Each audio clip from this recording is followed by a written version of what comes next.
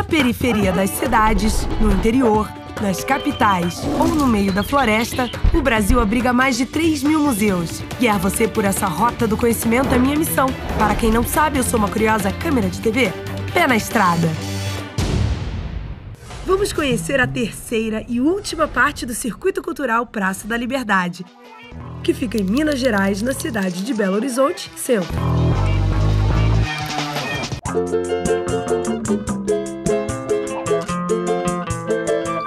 A Praça da Liberdade foi fundada no final do século XIX. Durante mais de um século, o poder mineiro esteve instalado ao seu redor. Mas hoje, esses imponentes prédios abrigam o maior conjunto integrado de cultura do Brasil.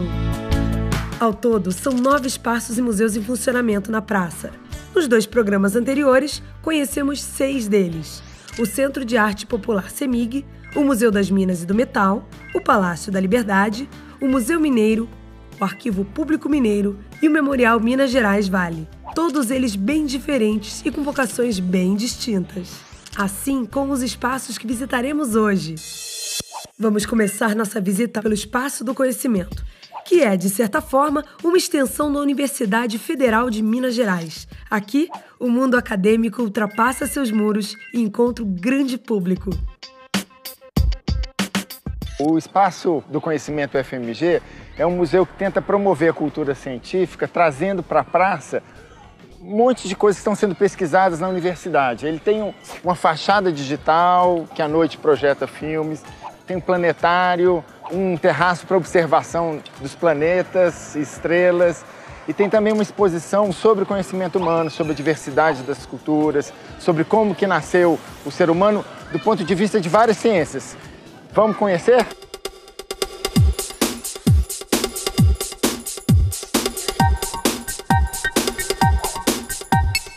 Chegamos ao 5º andar, onde começa a nossa visita e onde fica o planetário.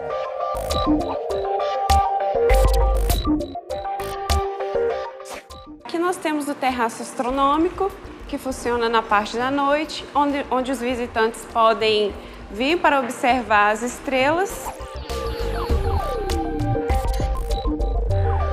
Durante o dia não tem como haver visualização, mas para vocês terem uma ideia, essa parte de cima ela abre toda. Os visitantes entram através de senhas e podem observar o céu noturno.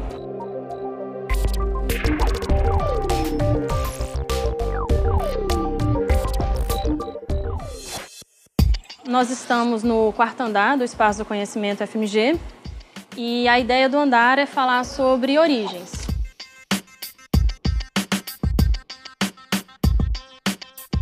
A ideia aqui é ajudar a responder uma das mais antigas perguntas da humanidade: de onde viemos?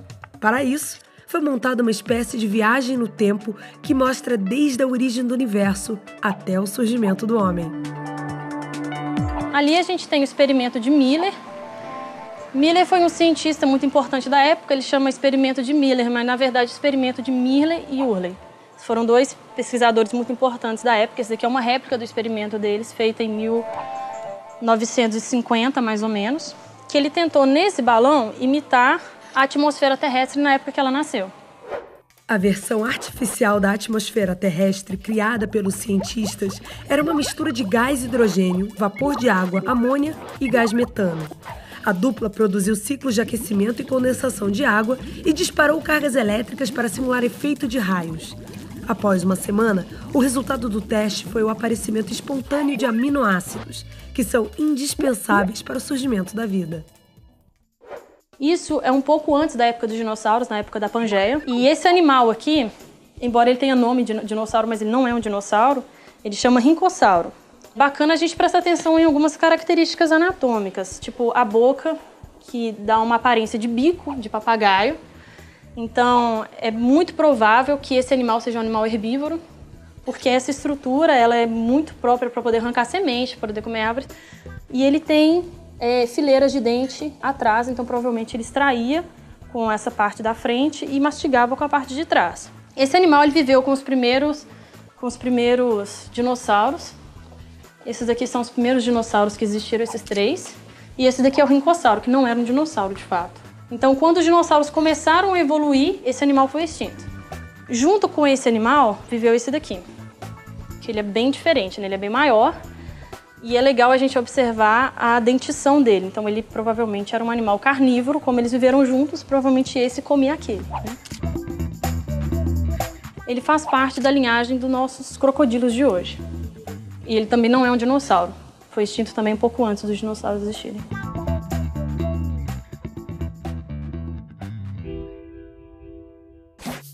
Esses animais aqui vieram há 10 mil anos atrás, em Minas Gerais. Quando eles estavam vivos, a humanidade já existia, né? Aqui a preguiça gigante, são todas miniaturas. Ela devia ter de 4 a 6 metros de altura.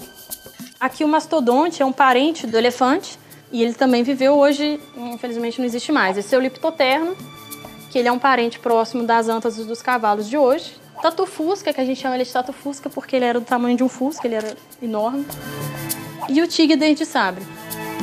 Existem 2 teorias para a extinção desses animais. A primeira, que eles teriam ficado enfraquecidos por conta de uma mudança climática. A segunda, que nós mesmos possamos ter extinguido uma boa parte deles.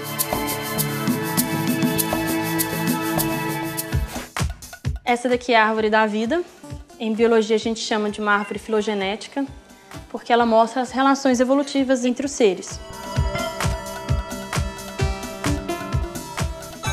Tem relações evolutivas que são de extrema importância. Aqui, por exemplo, esse daqui é o elo entre os dinossauros e as aves. Esse animal ele era um dinossauro, mas ele já tinha penas, e ele deu origem a todas as aves que a gente conhece hoje. E aqui, a origem da humanidade. A gente tenta muito desconstruir a ideia de que o homem veio do macaco, não é que o homem veio do macaco. Então, existe um ancestral um dia que dividiu em alguns grupos e um desse grupo deu origem ao chimpanzé e o outro grupo deu origem ao homem. Essa linha aqui é a linha evolutiva da nossa linhagem, da humanidade, nosso fóssil mais antigo. Até aqui, Homo erectus, todos esses são nossos ancestrais. Esses 2 aqui não são nossos ancestrais, eles são linhagens paralelas com a nossa e viveram junto com os homens, mas nenhum dos 2 deram origem à nossa linhagem. Há 500 mil anos atrás, o Homo erectus dividiu nessas 3 linhagens, essas 2 foram extintas e a nossa existe até hoje, o Homo sapiens.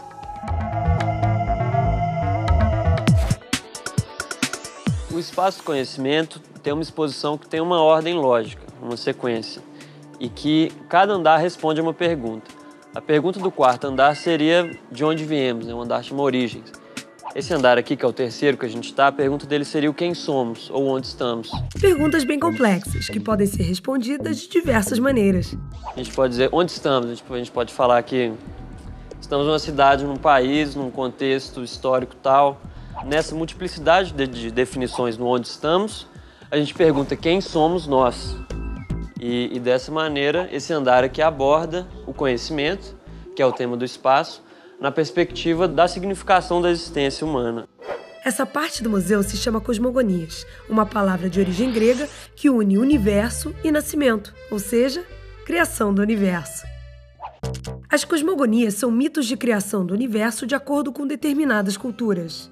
Então a gente tem essas 5 histórias aqui, todas elas muito antigas, de grande tradição, e todas elas, cada uma de uma cultura diferente.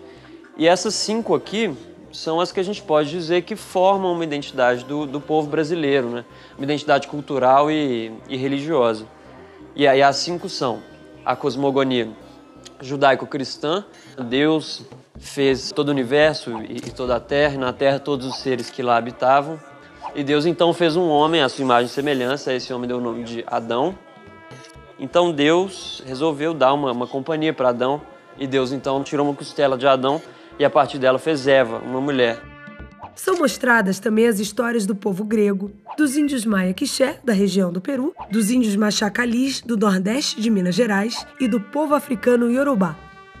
Essa aqui é a cosmogonia Yorubá. É a história dos Yorubá para contar como se deu a formação do mundo. Foi o seguinte, esse Deus chama Olorum.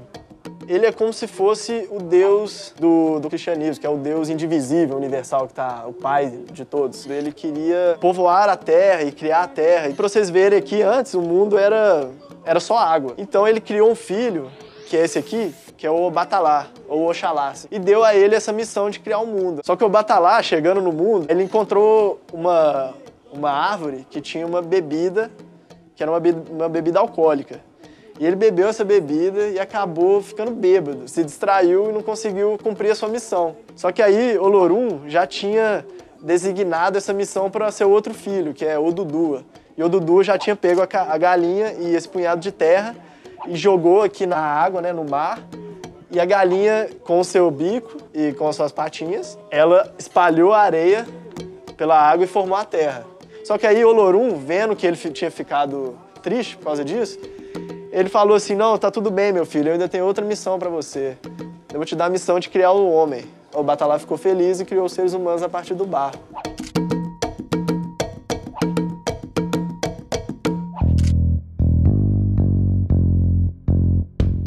Chegamos aqui agora a uma instalação muito interessante, muito cuidadosamente planejada, que se chama Mercato Mundi. Diz respeito principalmente à época que a gente chama de grandes navegações do mundo, que foi a partir do século XV e XVI e que foi uma época necessária para a conformação do mundo como a gente entende ele hoje, né?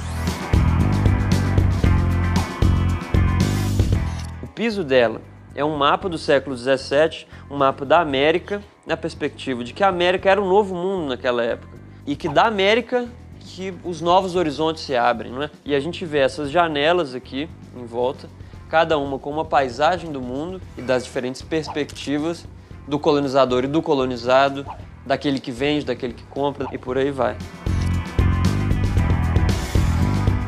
Passando então da época das grandes navegações, dessas trocas biológicas que houveram, né, de espécies de plantas, etc., a gente cai aqui nessa parte, que se chama fitotoponímia.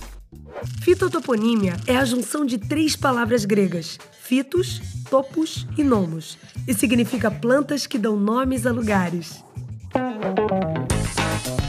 Clica, por exemplo, em manga, uma coisa bastante conhecida, e aí aparece lá de onde que o nome da manga veio e ao que ele dá nome hoje em dia. E sabendo, por exemplo, a origem do nome, a gente sabe mais ou menos de onde que essa planta veio. E por aí vai.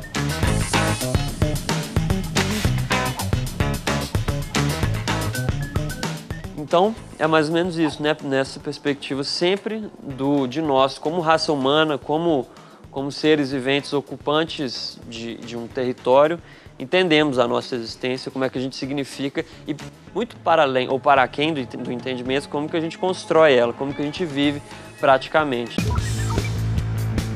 Estoy viniendo de Perú para visitar este museo y la verdad que es maravilloso, muy bueno. Los invito a todos a visitarlo. Fica aí o convite.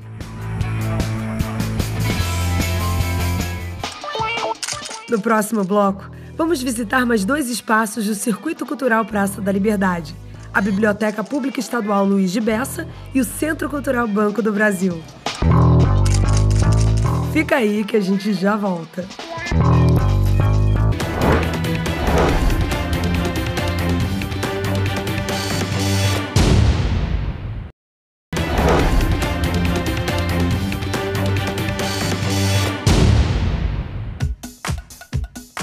Estamos de volta a Belo Horizonte, Minas Gerais, para continuar a última etapa da nossa visita ao Circuito Cultural Praça da Liberdade. No primeiro bloco, visitamos o Espaço do Conhecimento. Agora, chegou a vez da Biblioteca Pública Estadual Luiz de Bessa. Sejam bem-vindos ao prédio da Biblioteca Pública Estadual Luiz de Bessa, integrante aqui do Circuito Cultural Praça da Liberdade. Nós temos cerca de 260 mil livros à disposição de vocês, no nosso acervo. Esse prédio maravilhoso, projetado por Oscar Niemeyer, a biblioteca ocupa esse espaço desde 1961. E nós temos uma meta bem desafiadora, que é de receber 450 mil leitores por ano, o que representa cerca de 1.500 pessoas por dia.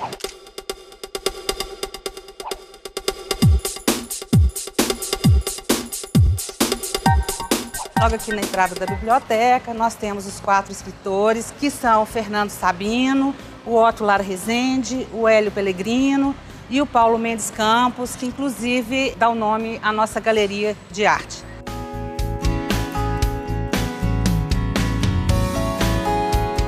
Com mais de meio século de história, a Biblioteca da Praça, como também é conhecida, é referência para as bibliotecas mineiras e reconhecida como Patrimônio Cultural de Minas Gerais.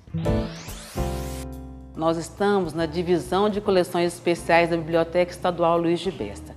Nesse setor, o leitor vai poder encontrar livros da mais rara beleza, dos mais diversos formatos.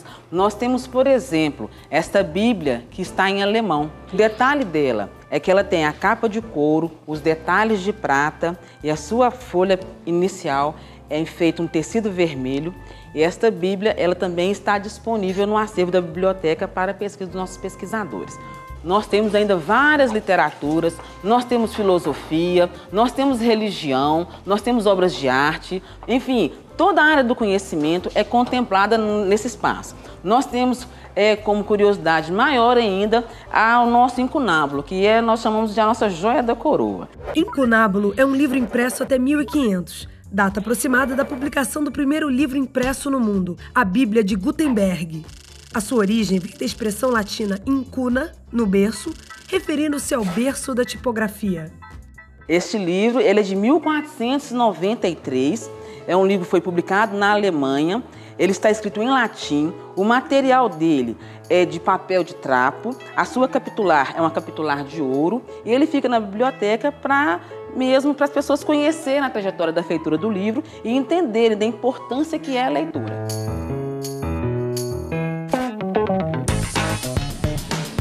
Este é o setor infanto-juvenil da Biblioteca Pública Estadual Luiz de Bessa. Um espaço agradável, acolhedor, onde as crianças e adolescentes podem encontrar os mais importantes clássicos da literatura, os autores consagrados, a rica produção literária atual, além de livros informativos de diversas áreas do conhecimento. Bom dia, pessoal! Bom dia! Quem criou essa biblioteca foi o JK. Já ouviram falar no Juscelino Kubitschek? Pois é, o Juscelino Kubitschek, junto com um grupo de professores, de escritores, de intelectuais, eles resolveram criar a Biblioteca Pública do Estado de Minas Gerais. Por que o nome Luiz de Bessa? Na época, o professor Luiz de Bessa, ele participou desse grupo, que estava junto com os intelectuais para a criação da biblioteca pública. Então, ele foi um grande incentivador. O setor infanto-juvenil desenvolve ações de mediação e incentivo à leitura através de atividades como Hora do Conto e da Leitura, oficinas de arte, bate-papo com escritores.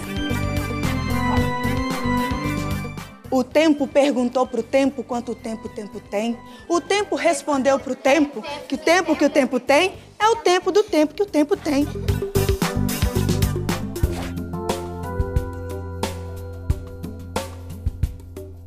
Benier Salan é um executivo da indústria musical, ex-integrante de uma banda de punk, rock. Eu não conseguia ler livros, porque eu li uma frase e eu não conseguia terminar. Quando eu aprendi o Braille, que eu pude pegar um livro assim, eu leio devagar. Nós temos leitores aqui, deficientes visuais, que lêem muito mais rápido que eu. Mas de pegar um livro e saber que eu posso terminar aquela história, pra mim é o máximo, sabe? A Biblioteca Pública Estadual conta com um setor especialmente criado para pessoas com deficiência visual. Nós temos um acervo com mais de 1.600 títulos em braille e também audiolivros. Os audiolivros são aproximadamente 2.000 títulos, tanto de literatura quanto de áreas específicas. Os deficientes visuais, as pessoas com deficiência visual que nos procuram, elas vão ter esse acervo todo à disposição e vão ter também um grupo de voluntários que podem ajudá-las nos seus estudos e pesquisas.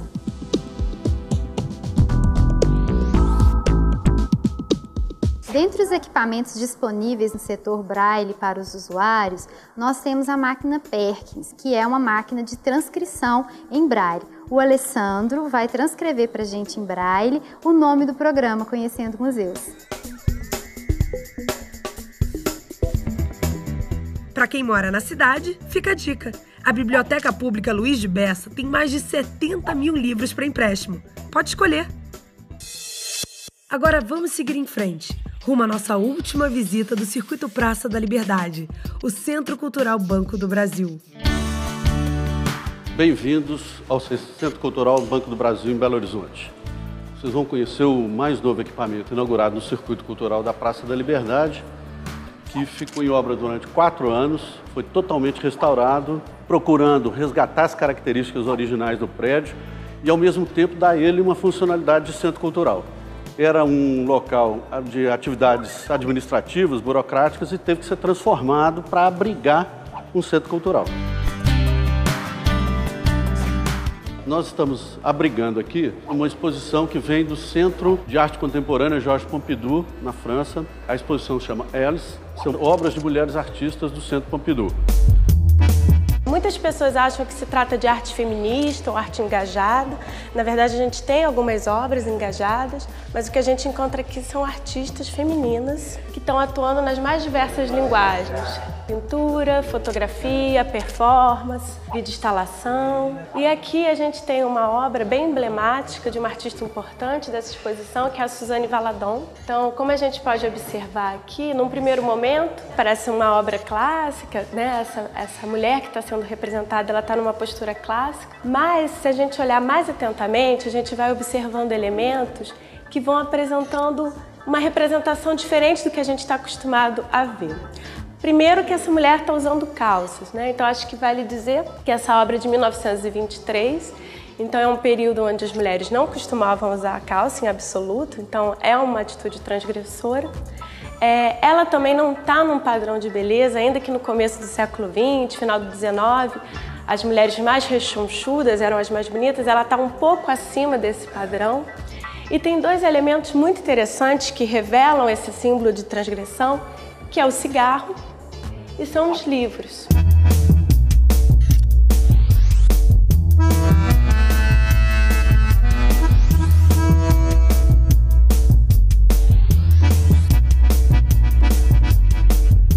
Nessa sala aqui, a gente encontra então algumas artistas brasileiras que estão no acervo do Pompidou, 2 artistas brasileiras muito importantes que participaram do movimento neoconcretista, que é a Lígia Clark e a Lígia Pape. Aqui a gente está do lado de um bicho da Lígia Clark, o caranguejo, que é uma das obras mais famosas da Lígia Clark, que infelizmente foi pensado para ser manipulado, mas agora a gente diz que o bicho está preso, está nessa vitrine, ele não pode ser mais manipulado, mas só contemplado. Tanto a Lígia Clark e a Lígia Pape pensaram nessa questão de sacralizar a obra, né, dela poder ser manipulada, do visitante também poder interagir com a obra. Essa sala que nós vamos conhecer agora é uma sala que tem várias artistas latino-americanas. A gente vai começar falando de uma artista argentina, a Marta Munihin. Na época da ditadura na Argentina, a maioria das obras eram queimadas. Então aqui nessa série de fotografia, ela toma a iniciativa e ela percebe, se a única forma de produzir arte é queimando elas, então ela faz essa série de fotografia queimando as suas próprias obras.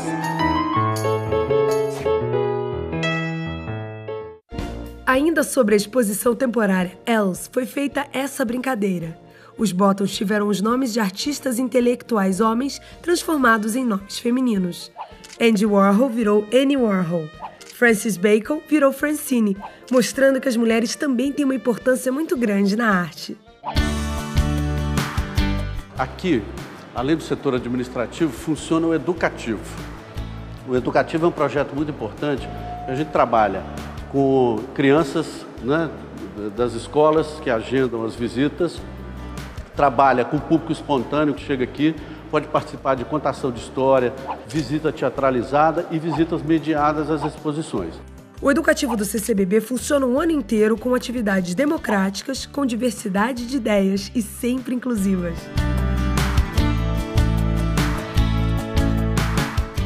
Depois de 3 programas dedicados ao Circuito Cultural Praça da Liberdade, encerramos aqui nosso passeio. Vale muito a pena vir conhecer esse circuito, que é o maior conjunto integrado de cultura do Brasil. O Circuito Cultural Praça da Liberdade fica no centro de Belo Horizonte, Minas Gerais, e está esperando por você. Acesse o site para ter mais informações.